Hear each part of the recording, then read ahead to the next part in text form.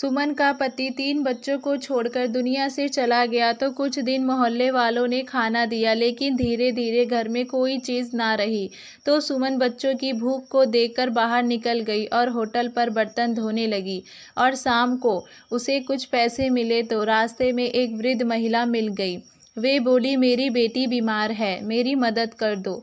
तो सुमन उस वृद्ध महिला को पैसे देकर घर चली आई और बच्चों को बोली, थोड़ी देर तक खाना आ जाएगा, और खुद आंचल में मुंह छिपाए आंसू बहाने लगी।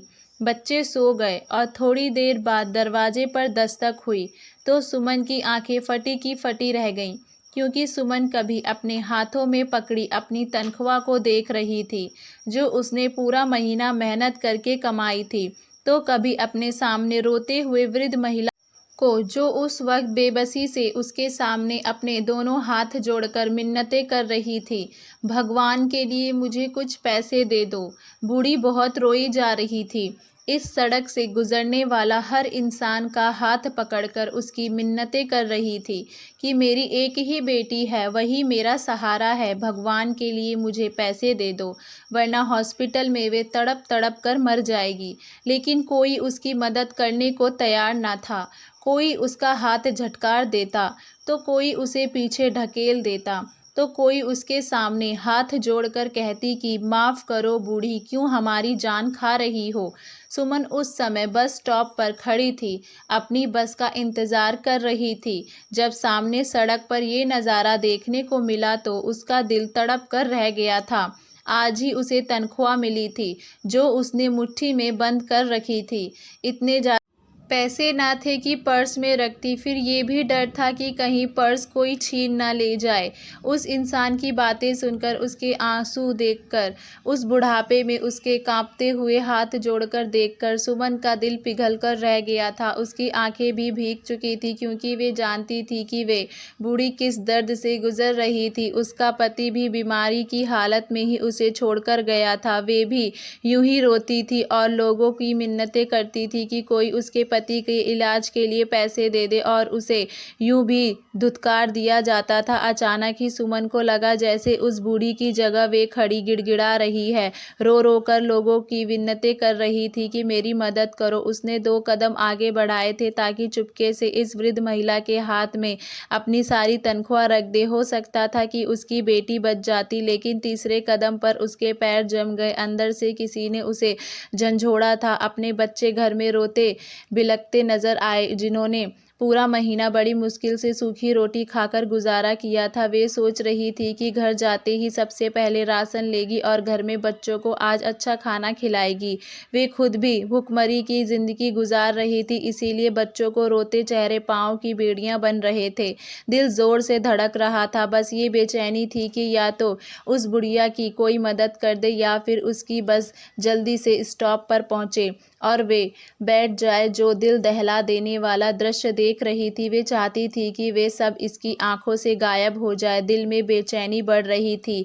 वे बुढ़िया घुटनों के बल बैठकर तेजी तेजी से रो रही थी, आसमान की तरफ देख रही थी कि इस दुनिया में तेरा कोई ऐसा भक्त नहीं जो मेरी मदद कर दे। तेरी दुनिया एहसास से, हमदर्दी से बिल्कुल खाली है। अगर मैं खाली हाथ हॉस्पिटल गई तो मेरी बेटी बेबसी में मुझे देखकर कहने लगेगी कि वे जीना चाहती है, उसकी ज़िंदगी कुछ पैसों की मोहताज है। मैं उसे मरते हुए नहीं देखना चाहती। भगवान मेरी परीक्षा मत लो, मैं ये नहीं देख सकती। सुमन को लगा उसका दिल फट जाएगा। वे फौरन उस बूढ़ी की तरफ कदम बढ़ाने लगी। अब उसे किसी भी चीज़ का ख्याल नहीं था। ख्याल तो बस ये था कि उसकी बच्ची बच जाए। वे फौरन रोड क्रॉस करके वृद्ध महिला के पास पहुंची, अपनी तनख्वाह उसके हाथ में रख दी। उस वृद्ध महिला ने एक नज़र सुमन की तरफ देखी और दूसरी तरफ हाथ में पकड़े 500 के कई नोट देकर उस बुढ़िया ने तो शुक्र भरी निगाहें से सुमन की तरफ देखी, उसके सिर पर हाथ रखा और कहने लगी, भगवान तुम्हारी सारी परेशानियां और मुश्किलों को दूर कर दे बेटा। तूने रोती हुई माँ के आंसुओं को पोंछा है, देखना भगवान तेरे दिन कैसे बदल देंगे। वे रोते हुए सुमन को दुआ दे रही थी। सुमन वहाँ से पलट गई, साथ ही उसकी बस भी आ चुकी थी। खामोशी से जाकर बस के अंदर बैठ गई। अब ये सोच रही थी कि घर जाकर बच्चों को क्या जवाब देगी, जो कई दिनों से उस उम्मीद पे थे कि माँ को तनख्वाह मिलेगा तो पेट भर के खाना खाएंगे, और जब माँ का खाली हाथ देखेंगे तो क्या जवाब देंगी, उन्हें किस तरह से बहलाएगी। 1 महीना और सब्र कर लो, फिर ये सोच लेंगे कि इस महीने वो कैसे गुजारा करेगी। पैसों की शकल तो फिर पूरे 1 महीने बाद उसे देखने को मिलेगी। अब तो मोहल्ले का दुकानदार भी उसे राशन देने से साफ इनकार कर रहा था कि पहले मुझे पिछले पैसे दो, फिर बात करना। सुमन की आंखों से आंसू झलकने लगे थे। सब कुछ याद आने लगा था। फिर उसका पति जब कमाता था तो उसके घर में किसी चीज़ की कोई कमी ना थी। बच्चे अच्छे स्कूलों में पढ़ते थे। वे बहुत अमीर ना थे तो गरीब भी ना थी। अच्छा खासा खाते पीते थे। उसके 3 बच्चे थे, दोनों बेटे एक बेटी थे। वे बेटे जो जुड़वा थे, दोनों की उम्र 9 साल थी, बेटी की उम्र 5 साल की थी। लेकिन पति की बीमारी में तो उसने घर की हर कीमती चीज़ बेच दी थी। बस एक शर्त छिपाने के लिए घर बचा था। वे अपने गहने, घर का कीमती सामान सब कुछ बेचकर अपने पति पर लगा चुकी थी। जब पैसे खत्म होने के बावजूद भी पति ठीक ना हुआ तो इसने लोगों की विन्नतें करना शुरू कर दी। लेकिन उस वक्त इसे अपनों का असली रूप नजर आया था। सबने इसे पैसे देने से इनकार कर दिया था। सबके घरों में वे जाकर मिन्नतें कर चुकी थी, बार बार कहती कि मेरी मदद कर दो, लेकिन किसी ने भी उसकी मदद नहीं की। पति की मृत्यु के बाद कुछ दिन तो मोहल्ले वालों ने उसकी मदद की थी। कोई उसके हाथों में कुछ नोट रख जाता, कोई घर में राशन डाल जाता तो कोई पका हुआ खाना दे जाता। ये भी इसका एहसान था कि कुछ दिन उन्होंने सुमन को संभाला था तो तसल्ली भी दी थी। धीरे धीरे सभी उसे भूलने लगे थे। वे भी कब तक किसी के सहारे पर घर पर बैठ सकती थी। महीना गुजरा था कि बच्चों ने स्कूल जाने की जिद की, लेकिन उसके पास स्कूल में देने के लिए फीस ना थी। उसे याद आने लगा कि उसके दोनों बेटे फर्स्ट पोजीशन लाते थे, इसीलिए उसके साथ स्कूल चली गई कि शायद स्कूल वाले इन्हें फिर फ्री में पढ़ाने के लिए तैयार हो जाएं। जब ये बात सुमन ने बच्चों के स्कूल के प्रिंसिपल से कही तो उसके माथे पर तेजी सी चढ़ गई। कहने लगे, हमने अनाथालय नहीं खोल रखा है जो बच्चों को फ्री में शिक्षा दिलवाएंगे, ये वैसे भी प्राइवेट स्कूल है। सुमन कहने लगी कि जैसे ही उसकी कहीं नौकरी लग गई तो वे बच्चों की फीस भर देगी, लेकिन भगवान के लिए बच्चों का साल मत खराब करे। मैडम ने कहा कि नहीं, इस तरह से आगे बच्चों पर तरस करने लगी तो आधे से ज़्यादा स्कूल के बच्चे तो फ्री में पढ़ने के लिए कहेंगे। उन्होंने साफ कह दिया कि ऐसा करे, अपने बच्चों को गवर्नमेंट स्कूल में डाल दे, वहाँ पढ़ाई फ्री है। सुमन बच्चों को जब वापस लाई तो यही सोच चुकी थी कि बच्चों को गवर्नमेंट स्कूल में डाल देगी, लेकिन इन्हें शिक्षा ज़रूर दिलवाएगी। अगले ही दिन उसने अपनी तीनों बच्चों को गवर्नमेंट स्कूल में दाखिल करवा दिया और वे दूसरों के घरों में कामकाज करने लगी ताकि बच्चों का पेट पाल सके, लेकिन पैसे पूरे नहीं होते थे। इससे तो बस वे आटा ही खरीद सकती थी। कभी थोड़ी सी शक्कर और तेल ले आती और बच्चों को पराठे के ऊपर शक्कर डालकर दे देती। लेकिन एक दिन जब तीनों बच्चे स्कूल से घर आए तो रो रहे थे। सुमन के कारण पूछा तो उन्होंने अपने हाथ आगे कर दिए। बच्चे ने दोनों हाथ लाल हो रहे थे। कहने लगे कि टीचर ने बहुत जोर से डंडा मारा है। कहते हैं कि इतने दिन से तुम लोग स्कूल आ रहे हो, तुम लोगों ने यूनिफॉर्म क्यों नहीं खरीदा। ये कहकर एक बेटे ने अपनी शर्ट उतारी तो सुमन का दिल दहल गया था। पूरा कमर पर डंडों के निशान थे। कहने लगा, माँ हमें इस स्कूल में नहीं पढ़ना, यहाँ के टीचर बहुत सख्त हैं, बात बात पर बहुत मारते हैं। सुमन ने जब जाकर ये बात वहाँ की प्रिंसिपल से कही तो वे कहने लगी कि आपको सोचना चाहिए, अब ऐसे भी क्या गरीबी है कि आप यूनिफॉर्म भी बच्चों को नहीं दिला सकती। सुमन ने कहा कि उसके वाकई हालत बहुत खराब है। जैसे ही पैसे जमा हो वे यूनिफॉर्म ले लेगी, लेकिन मैडम ना मानी और कहने लगी कि इन बच्चों को वापस ले जाओ, जब यूनिफॉर्म होगा तो फिर ले आना। सुमन फूट फूट कर रोने लगी। ऐसा समय तो कभी उस पर नहीं आया था। हमेशा उसने बच्चों की फीस समय पर दी थी। उसके बच्चे तो पढ़ाई में भी अच्छे थे। जब से स्कूल में आए थे एक बार भी उन्होंने टेस्ट गलत नहीं दिए थे।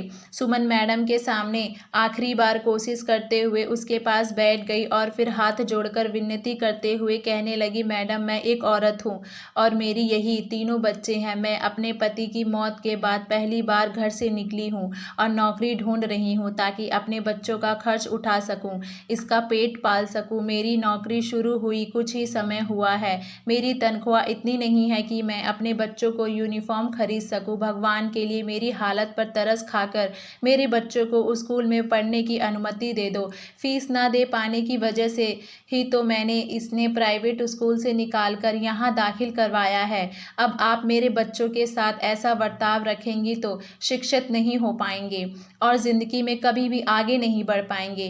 प्रिंसिपल सारी बात सुनने के बाद एक अजीब सी नज़र सुमन पर डालकर कहने लगी कि देखो, मैं यहाँ पर तुम्हारी परेशानियाँ सुनने के लिए नहीं बैठी हूँ। हमारे भी कुछ कानून हैं जिनको हमें पालन करना होता है। तुम अपने बच्चों को अपने साथ घर ले जाओ। जब पैसे हुए यूनिफॉर्म बन गया तो दाखिला करवा देना। जब मैंने उनकी बात सुनी तो अपने 3 बच्चों को सीने से लगाया और उदासी भरी नज़र प्रिंसिपल पर डालते हुए स्कूल से बाहर निकल गई। बच्चे भी बहुत परेशान थे। माँ से सवाल कर रहे थे कि अब हमें यहाँ क्या कभी नहीं पढ़ेंगे? क्या आप हमारा एडमिशन किसी और स्कूल में करवाएंगे? क्या होता जो माँ हमारे पास पैसे होते और हम भी नए यूनिफॉर्म पहन कर जाते। पहले ही पढ़ाई में इतना लॉस हो गया और अब और ना जाने कब हमारी यूनिफॉर्म बनेंगे। बच्चों की बातें सुनकर तो सुमन की हालत और ज़्यादा खराब होती जा रही थी। वे घर आई और बच्चों को तसल्ली देते हुए कहने लगी कि तुम लोग चिंता मत करो, मैं कोई और काम ढूंढती हूँ ताकि ज़्यादा पैसे कमा सकूँ और तुम लोगों का यूनिफॉर्म भी आ जाएगा। अगले दिन सुमन और घर वालों ने जाने लगी और काम मांगने लगी, मगर किसी ने भी उसे ना रखा था और ना ही किसी को नौकरानी की ज़रूरत थी। सारा दिन भटकने के बाद वापस घर लौटी तो बच्चे पूरी उम्मीद से माँ को देखने लगे, मगर वे खाली हाथ थी। कई दिन तक वे नौकरी ढूंढती रही और आखिरी वे एक दिन अपने मोहल्ले से निकलकर शहर की तरफ चली गई। उसे एक होटल नज़र आया था जहाँ पर 13-14 साल का लड़का बर्तन मांज रहा था। बर्तन इतने ज़्यादा थे कि वे अकेले धो नहीं पा रहा था। तो सुमन फौरन होटल के मालिक के पास चली गई और जाकर कहने लगी कि साहब जी, मैं गरीब और विधवा औरत हूँ, मुझे काम के लिए रख लो। मैं अब आपके होटल में झाड़ू पोछा कर दिया करूँगी और बर्तन मांज दिया करूँगी, बदले में मुझे पैसे दे दिया करना। मालिक ने जब उस औरत को देखा तो पहले तो फौरन इनकार कर दिया। कहने लगा कि नहीं नहीं, मैं किसी औरत को यहाँ पर काम के लिए नहीं रख सकता। यहाँ पर काम करने वाले नौकर सभी मर्द हैं। फिर कल को कोई ऊंच नीच हो गई तो बात मुझ पर आएगी। फौरन हाथ जोड़कर रोने लगी और कहने लगी कि मैं पूरी तरह घूंघट में रहकर सारा काम करूंगी। भगवान के लिए मेरी हालत पर रहम करो। मेरे बच्चे भूखे हैं, मुझे काम की ज़रूरत है। उसके आंसू देखकर मालिक का दिल पिघल गया तो मजबूरन उसे सुमन को अपने होटल पर बर्तन मांजने के लिए रखना पड़ा। सुमन की तो खुशी की सीमा ना रही थी। वे इंसान सुमन को ज़्यादा ही पैसे दे रहा था। सुमन खुश थी कि इस महीने की तनख्वाह से वे अपने बच्चों का यूनिफॉर्म तो ले लेगी। सुबह से शाम तक उसे यही पर काम करना था। जो खाना बासी हो जाता वे मालिक सुमन को दे दिया करता। जिसे मोहल्ले में वे रहती थी वहां पर ये खबर फैलने लगी कि सुमन तो होटल पर जाकर मर्दों के साथ काम करती है और वहां पर बर्तन धोती है। कई लोग बातें बनाने लगे और सुमन को भला बुरा कहने लगे। कई गांव की औरतें सुमन के घर भी आईं और कहने लगी कि ये क्या तरीका निकाला है? क्या तुम्हें पति की इज्जत की ज़रा भी परवाह नहीं? यहाँ होटल में जाकर तुम काम करती फिर रही हो या कोई और जगह नहीं मिली थी? सुमन ने ये सुना तो हैरत में पड़ गई। वे पहले तो चुप रही, मगर जब लोग हद से ज़्यादा बढ़ने लगे तो वे फट पड़ी, रोने लगी, कहने लगी कि मैं कब तक तुम लोगों के सामने हाथ फैलाती रहूंगी? कब तक मैं तुम लोगों के दरवाजे पर नज़र जमाए रखूंगी कि कोई आए हमें आटा सब्जी देकर जाए? तुम लोग तो अपने घरों में खुश होकर अपनी ज़िंदगी गुजार रहे हो, मगर मेरा और मेरे बच्चों का क्या? क्या हम भूखे रहकर मर जाएं? मोहल्ले का फॉर्चून वाला जो हर तरफ ये अफवाह फैला रहा है कि मैं होटल पर काम करती हूँ, क्या आपने इससे पूछा है कि इसने मुझे आखिरी बार सौदा कब दिया था? जब भी कोई चीज़ लेने जाओ तो ये कहकर इनकार कर देता है कि पहले पुराना उधार चुका दो, तभी और चीज़ मिलेगी। जब आप सब लोग ने हमसे हाथ खींच लिया है तो मुझे कुछ ना कुछ तो करना ही था, मगर पलड़ा तो गांव वालों का ही भारी था। वे सुमन को ही भला बुरा भला समझने लगे और उस पर दबाव डालने लगे कि वे मोहल्ला छोड़कर चली जाए। हम घर से बाहर निकलकर काम करने वाली औरतों को अच्छा नहीं समझते। बड़ी मुश्किल से सुमन ने लोगों के ताने सुने थे और इसके बावजूद डटकर खड़ी रही, क्योंकि वे जानती थी कि वे गलत नहीं है। जो कर रही है वे अपने बेटों का पेट पालने के लिए कर रही है। लोगों का क्या है, सुमन के पीछे पड़े थे, कल किसी और के पीछे पड़ जाएंगे। घर में राशन ना होने के बराबर था। सिर्फ इतना ही आटा बचा था कि अगर वे दिन में एक वक्त खाना खाते तो ये मुश्किल से एक हफ्ते तक आटा इस्तेमाल हो सकता था।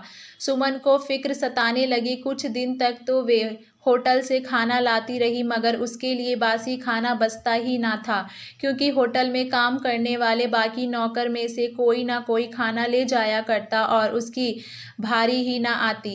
मजबूरन बच्चों को भूखा रहने की नौबत आ गई। वे 2 दिन में एक समय का खाना खा सकते थे और बाकी सारा दिन पानी पीकर गुजारा करते। जब भी माँ घर आती तो उम्मीद से उसके हाथ की तरफ देखते कि शायद वे इस बार होटल से कुछ ले आई होगी, मगर उसके हाथ खाली होते। सुमन अपने बच्चों को बहलाने लगी और कहने लगी कि बेटा, जैसे ही तनख्वाह मिलेगी मैं तुम लोगों के लिए मज़े के पकवान बनाऊंगी। तुम लोग पेट भरकर खाना खाना। तो बच्चे ख्याली पुलाव सुन सुनकर खुश होते रहे और उस वक्त का इंतज़ार करते रहे। हर रात यही सोचते कि आज माँ को तनख्वाह मिले। मैं इतने दिन बाकी रह गई थी।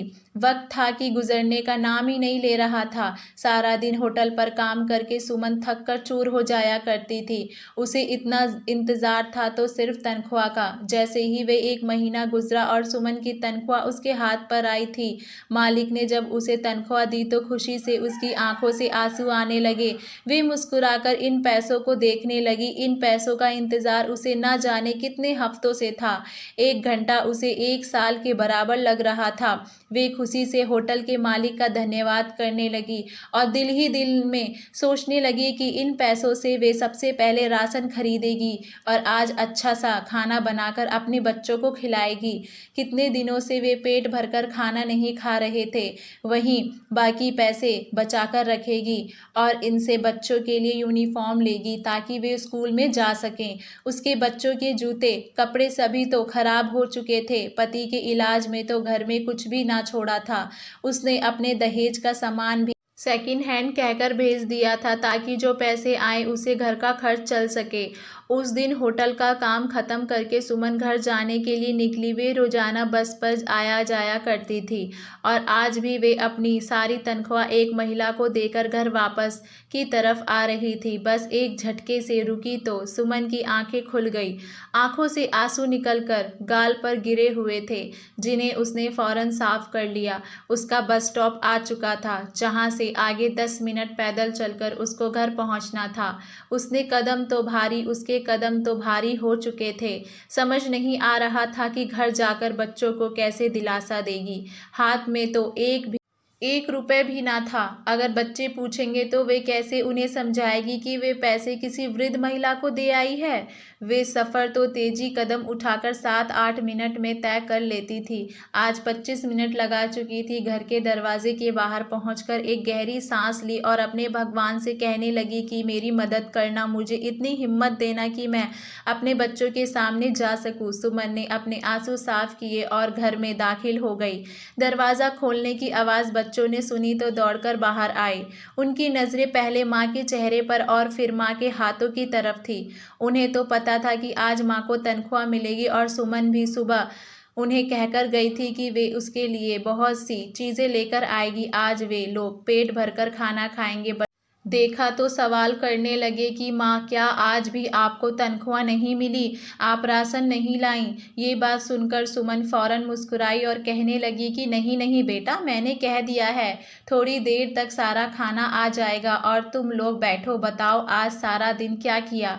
इस तरह सुमन अपने बच्चों को बातों में उलझा चुकी थी। बच्चे के होठ सूख चुके थे, कमज़ोरी से चेहरे पीले पड़ चुके थे, मगर इसके बावजूद खाना खाने के इंतज़ार से तो जैसे उन्हें कई नई ताकत मिल गई थी। वे माँ को अपने सारे दिन का हाल बताने लगे। काफ़ी देर हो चुकी थी मगर अभी तक खाना नहीं आया था। बच्चे बार बार दरवाजे की तरफ देख रहे थे और बच्चे सुमन से कहते कि माँ खाना कब आएगा, बहुत भूख लगी है।